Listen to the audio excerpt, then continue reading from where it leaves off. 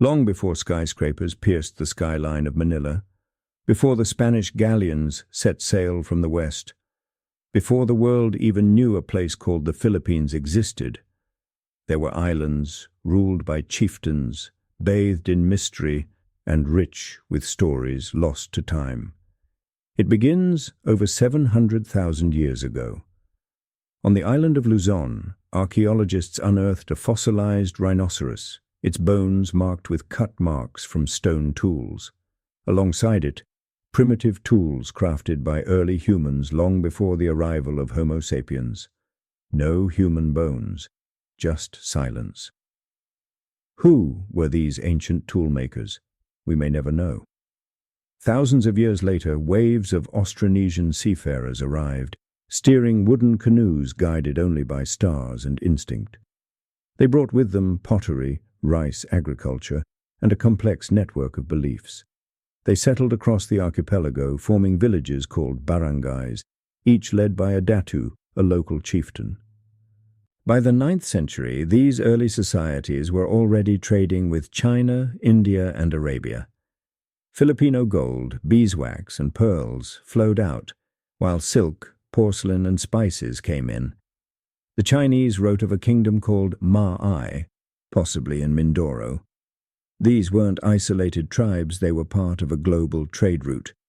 In these early days, the islands were dotted with independent communities, each rich with culture, language, and identity. They had a native script, Baybayin, and passed down epic poems like the Hudhud and Biagni Lamang.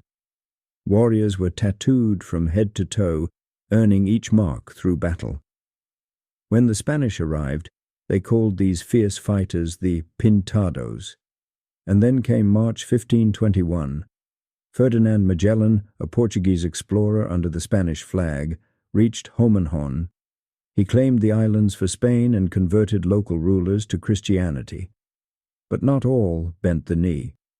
On Mactan Island, a fearless Datu named Lapu-Lapu stood his ground. Magellan underestimated him and paid the price. In a fiery battle at the beach, Magellan was killed, becoming the first European to fall to native resistance in Asia. But Spain returned. In 1565, Miguel López de Legazpi began the real conquest. Forts rose, churches spread, and with them came the cross and crown. The islands were renamed Las Islas Filipinas after King Philip II. Over the next 3 centuries, Spanish rule transformed the land. Catholicism became deeply rooted. A Spanish friar could wield more power than a native chieftain.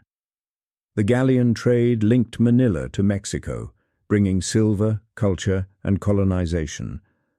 But beneath the surface was resistance of fire waiting to erupt. By the late 1800s, the flames of revolution began to grow. José Rizal, a young doctor and writer, lit the spark with his novels Noli Me Tangere and El Filibusterismo, works that exposed the cruelty of the Spanish regime. For that, he was executed in 1896, becoming a martyr. But action followed words. Andrés Bonifacio founded the Katipunan, a secret revolutionary society. He believed in a Philippines led by Filipinos. But the revolution was divided. Bonifacio was executed by his own allies. In his place rose Emilio Aguinaldo, who declared independence in 1898. And just when it seemed the struggle was over, another empire entered the scene. The Spanish-American War ended with the Treaty of Paris, where Spain sold the Philippines to the United States for $20 million without asking a single Filipino. The Philippine-American War exploded in 1899. It was long, brutal, and often erased from history. Over 200,000 Filipino civilians perished. One man, however, stood out. General Antonio Luna. Fierce, brilliant, and uncompromising, Luna demanded unity and discipline.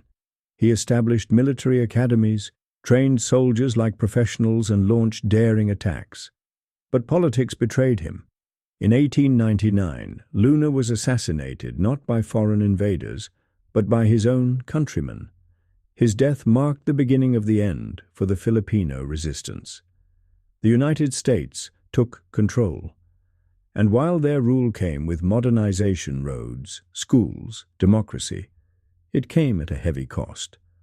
The Philippines became a colony once again, under a different flag. In 1935, the U.S. granted the Philippines Commonwealth status, promising full independence in 10 years. But before that could happen, war erupted. In 1941, Japan bombed Manila and launched a brutal invasion. Filipino and American forces fought desperately, none more famous than the Butuan Death March, where thousands of soldiers were forced to march over 100 kilometers with no food or water. Those who fell were executed on the spot. The Japanese occupation was a time of fear, executions, famine, and atrocities. But the Filipino spirit endured. Guerrilla fighters took to the mountains, resisting in silence and shadow. In 1945, American and Filipino forces returned, liberating the country but leaving Manila in ruins. Finally, on July 4, 1946, the Republic of the Philippines was born. The first steps were shaky. Presidents came and went. Democracy struggled to stand on its own. Then came Ferdinand Marcos, elected in 1965. Though remembered for martial law, Marcos also ushered in rapid development. Under his leadership, the country saw the creation of massive infrastructure roads, bridges, schools, and cultural landmarks, like the Cultural Center of the Philippines. His administration invested in healthcare, energy development, and science and technology. Projects like the Philippine Heart Center, the Lung Center, and the Kidney Institute were established, many still in use today. His Green Revolution boosted agricultural output, and the country hosted international events like Miss Universe and the Thriller in Manila, placing it on the global map. But Marcos's legacy is complicated. In 1986, the People Power Revolution erupted. Millions took to the streets, armed with nothing but rosaries, songs, and courage. Marcos left the country and democracy was restored. In the decades that followed, the Philippines saw growth and setbacks. From natural disasters to economic crises, from globalization to political scandals, the nation kept pushing forward. Then, in 2016, a former mayor from Davao City rose to power, Rodrigo Duterte. Known for his tough stance on crime and bold, often controversial rhetoric, Duterte became a polarizing yet widely supported leader. Under his administration, the government launched the Build infrastructure program, upgrading roads, airports, railways, and bridges across the country. He implemented free tertiary education in state universities, expanded healthcare through universal healthcare law, and pushed tax reform that helped fund social services. Duterte was also praised for strong disaster response, modernizing the military and improving public transportation systems.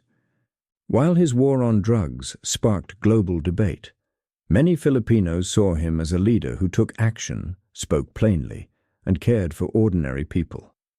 In their eyes, he wasn't a politician, he was a father figure, unafraid to clean up a system long plagued by corruption. His legacy still unfolding.